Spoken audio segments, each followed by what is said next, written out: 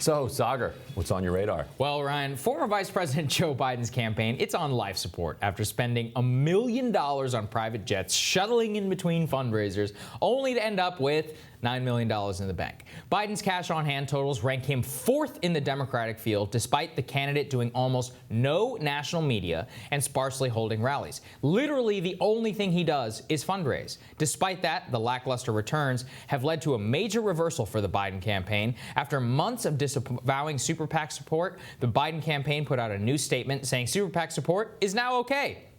Biden is effectively trying to get his rich donors to bail him out of the race by greenlighting all the money that they can spend on his behalf in the early states. This is mightily hypocritical, according to Vice President Joe Biden himself back in a 2018 interview on PBS NewsHour. Let's take a listen.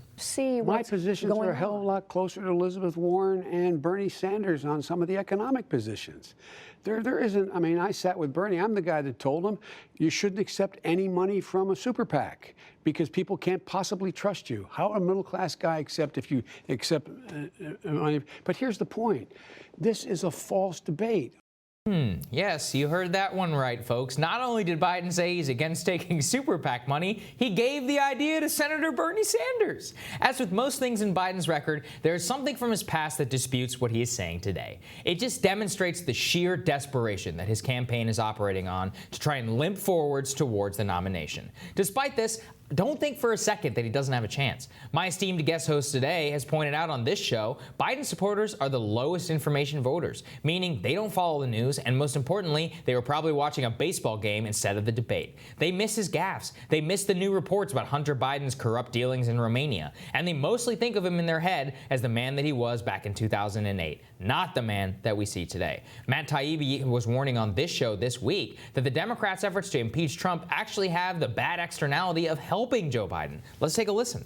The first thing I thought is this could really go either way for Biden, because on the one hand, it's going to dredge up his relationship with his son, who has a whole host of stories in the past that are not flattering to Joe Biden. And then there's also the specific situation of his son having a $50,000 a month job on the board of this very corrupt Ukrainian gas company, essentially a no-show job that he got while his father was the vice president with a brief for dealing with Ukraine.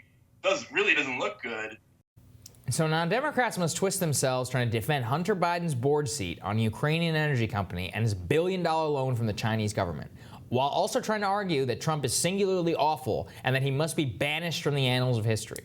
Furthermore, it elevates Biden to the frontrunner status that he so desperately wants. If you look at his super PAC reversal, it plays exactly into this narrative. Biden says that because President Trump and his allies are attacking him, he's going to take all the money he can. It's a convenient way of saying, I'm broke and nobody will give me any money because all my friends already maxed out the legal limit.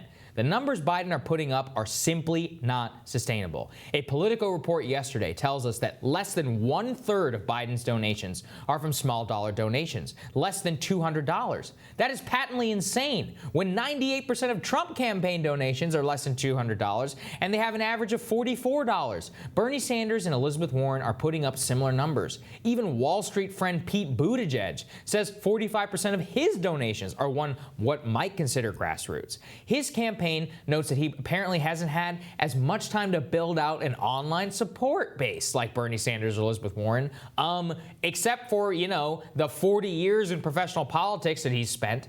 But Joe Biden is basically a hot air balloon that it would drop like a rock if it wasn't for a hazy illusion that's being perpetrated on us all by a few rich Obama donors. And I think, Ryan, that those stats that I put up there, the 31% number of less than $200, that is not a sustainable way in order to go through the Democratic race, unless you take the super PAC money. I mean, that's effectively asking billions of dollars by just a few people to be spent on your behalf, and it's really not fair to the rest of the field. Yeah, I mean, it tells you everything you need to know about who's backing Joe Biden's campaign. Workers are not going to chip in to support a guy like that. Where this becomes a huge threat could be on the Super Tuesday states, because it's very difficult to scale up an organizing operation in all of those states. Biden could lose Iowa. He's talking about losing Iowa. He's talking about losing New Hampshire and Nevada, squeaking through in South Carolina. And then a few days later comes Super Tuesday. If he can just blast millions of dollars of television ads across all those states and come out on top on Super Tuesday, I think that's their plan for buying this nomination, to try to buy momentum coming out of there. Yeah, I mean, that's exactly the way I see it as well, because the thing is that he can essentially float on his name ID, and then he can just go under the radar. He can continue to not raise that much money. He can show up at the debate, do a middling performance. Nate Silver put out an interesting chart yesterday. Of the 8 polls that have come out after the debate, it hasn't really moved. The whole field is relatively static. Now, will people start to pay attention? We can't make any bets on that. But the real thing is that if he is able to at least blanket those states in ads with a few of these billionaire Obama donors, then the state of the race really could not change. And the national media is giving him a total pass here. Right. And here's why this is so deeply irresponsible, because it may be plausible that you can buy the Democratic nomination. It's not plausible that you can simply buy the general election. No way. Right. You can't match Trump and the Republicans dollar for dollar. Like you pointed out, Trump actually has a grassroots army, a deplorable one. Yeah. I'll let you say that one. But an army nonetheless of committed people who are going to volunteer. They're going to knock doors. They're going to come out to vote. And if you think you can beat that with a couple of vice presidents at hedge funds, you're fooling yourself. Yeah, right. That's exactly right. And this was the same type of gamble Hillary Clinton made, and it's exactly. I mean, that enthusiasm gap is something that people love to ignore, but it is so real. And it shows up so starkly. That 31% number, if you are a Biden supporter, that should be a massive red, fire alarm to you. And they're not seeing it. All right.